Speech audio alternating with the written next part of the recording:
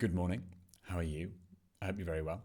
I have taken this step of not driving in my car talking to you this morning. Instead, I am here just about to start playing some intense chess. The reason being is that every day so far, well, in the 2 days I've made videos so far, I've gone to bed way too late, just getting used to the whole YouTube video creation game, and I'm trying to reset. So today I'm going to be making quite a short video. I'm going to be focusing on playing a couple of games and going hard on tactics. So I have an app which I will go through on a subsequent video, and I may even show it today, but I'd like to get it on my computer. It's currently just on my phone. It's recommended by Costia from the Chess Dojo, and I found it to be pretty damn good. Curated chess puzzles rather than just automatically generated from lichess or chess.com. And that curation process means that the puzzles themselves are very instructive. I find I'm learning a lot from them rather than from the lichess and chess.com, where sometimes I look and think, yeah, okay, I can understand why that is the best move, but sometimes I think actually it doesn't feel like it's necessarily the best move. So I'm going to do that. This will be a relatively short video, and I think I'm going to pick points from the day to focus on. So if I'm playing a game and I notice an interesting position, I'll bring that and show that to you, and otherwise I will not do a whole video on a game, like a whole game, or going through a whole session of tactics. So yes, you'll see, should be a little bit briefer. I just got completely demolished. I'll show you a key moment. In this position, I play pawn to d4. My opponent takes, and I take, expecting them to take back with the knight. When they don't, instead they put their bishop to d7. I notice, that move takes one of the defenders away from this pawn. How can I take advantage of that? I realise that whilst nothing currently attacks that pawn, there is a move I can make which goes from 0 attackers to 2 attackers. I move this knight, it attacks the pawn itself, and it also releases the queen to attack the pawn. This is very good. This queen can't go here in this position because the knight would take it.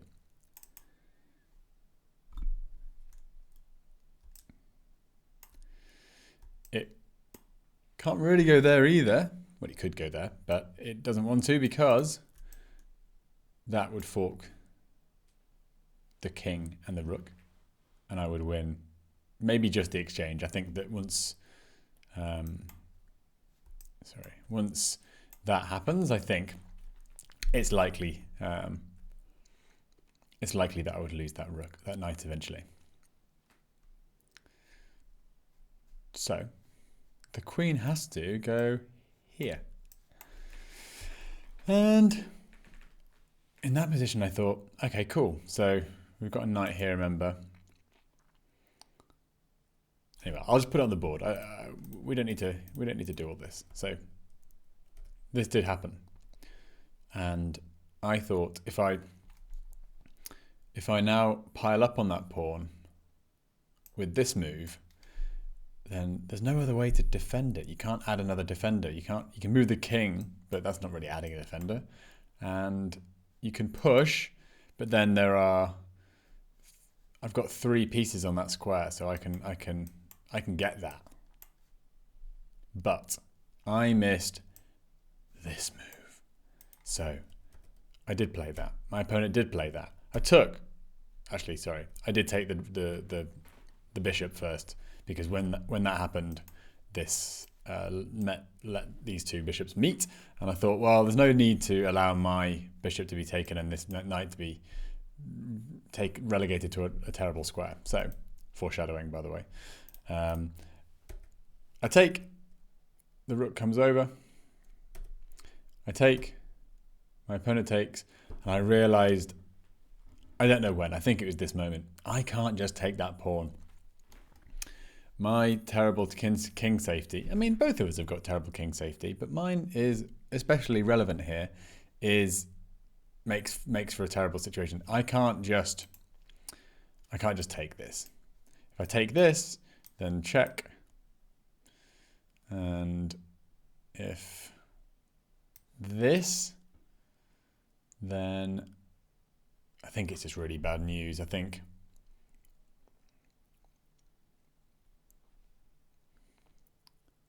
what do I think? There was a thing. I think there's a reason I couldn't just do this.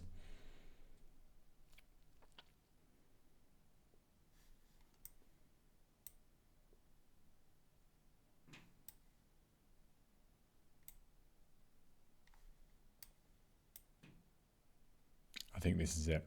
I think this is the reason I can't just do this.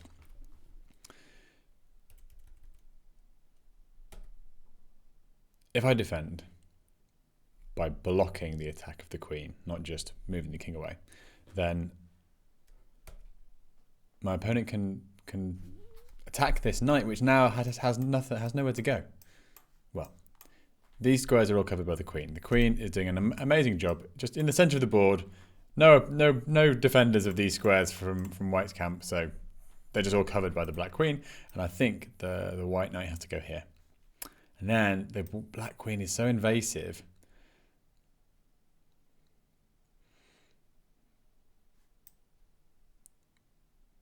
If you do this, then you lose a rook. So you have to go here to not lose a rook, but then that's just terrible. Is that mate? That's mate. Oh no, it's not. Sorry, of course. But you lose a queen. That's even worse than losing a rook. So yes, you can't actually do that. In the game, I just got to here and thought, oh no, I can't do that at all. I didn't even calculate that whole sequence. I just thought I'm running into serious trouble here with this queen. So I avoided doing that. But I made the mistake of going here. The reason why this is a big blunder, I did check it with the engine eventually. The reason why this goes from being equal to being -2, it's as if black has just gained 2 pawns of an advantage, is because this knight here, which I mentioned earlier, it can now be attacked, and I luckily didn't completely blunder because I did go here, which is the right move given this situation. It's not good that I put the bishop there in the first place, but given that I did, I made the right choice. And the reason I can't just go here is because now the queen coming in, you might think, well, okay, there's no check, so I've got to move. I can figure out how to sort this knight out. But the problem is the knight's in front of another knight. So this knight is undefended in the sense that it has 2 attackers and 1 defender, the poor lone queen. And I can't just move out of the way because this is a properly undefended knight. That's like, check with no repercussions. So I just wanted to share that. I didn't see far enough into the position. I didn't see that and how effective it would be. And at this point, when I was like right back here, when I was first making the decision to go here and attack this pawn, I didn't see that the eventual e5. Fair enough. But then once I saw it, come on, I should have thought long and hard and thought, okay, where's this? This is a bit extended. It can't go forward. Oh, but it's fine. It can go here. No, it can't go there. I need to think more carefully about where my pieces can go. And the reason why this is such a blunder. So let's avoid the queen check. Let's go queen d2.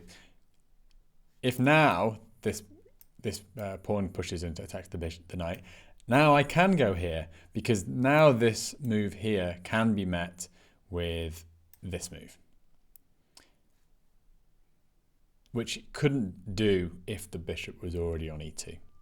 So there you go, just an idea just for me to try and improve and notice my opponent's plans. How would I put into words what I've learned here? Definitely consider my opponent's strongest moves and forcing moves, and don't just be absent-minded about certain pieces and what they can and can't do. In this case, I just assumed that this knight could go here, but until my intuition gets good enough until my intuition gets good enough so that what I assume is more accurate, because right now this is inaccurate, I should put the effort into like actually calculating these things. All right, I just thought I'd share that with you. I'm not going to share anything more today. I went through lots of tactics and I was just keeping an eye out for things I would want to share with you, but there were no particularly interesting ideas that I thought were worth bringing to your attention. So have a lovely evening. I'll do a little bit of work tomorrow. I'm probably going to do like half days on Saturday and rest on Sunday. So I will make a little video tomorrow as well, and then probably either make a weekly review on Sunday, or I will not make a video at all on Sunday. Haven't decided that yet. Maybe Sunday rest day should include not making videos. I'm not sure. We'll see. All right. See you soon. Lots of love. Goodbye.